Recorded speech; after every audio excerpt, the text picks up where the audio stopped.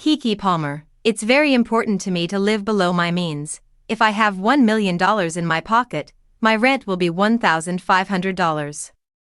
Actress, entrepreneur, producer, podcast presenter, singer, and author are just a few of the various roles Keke Palmer has held throughout her career. However, because of her modest upbringing, the 31-year-old manages her finances wisely, stating that living below her means is her best financial habit for leading a stable existence. I make do with what I have.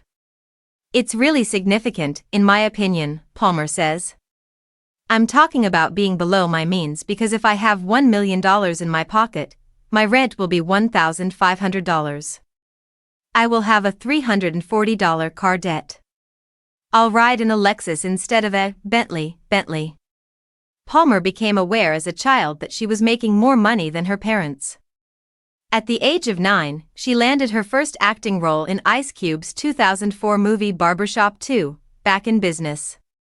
As the star of Nickelodeon's True Jackson, VP, she claims to have her own credit card at the age of 13. My parents, at their best, made $40,000 a year, Palmer stated in a November episode of the Club Shay Shay podcast. I was making that a show.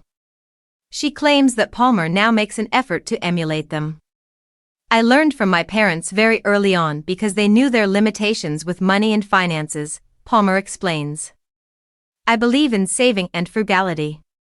I don't play around with that. She mentioned during her Club Shay Shay visit that she also shares her fortune with her parents.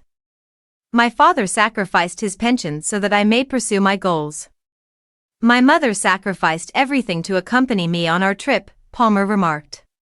What belongs to me belongs to them, and vice versa.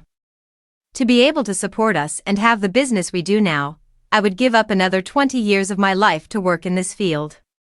Everyone's definition of living below their means is different.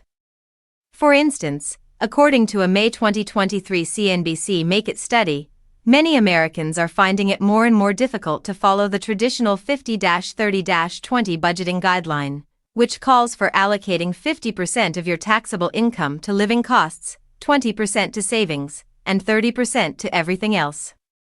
According to certified financial planner Rachel Camp, if you are unable to save 20% of your income, you should begin by figuring out how to increase your income and reduce your significant, fixed expenses.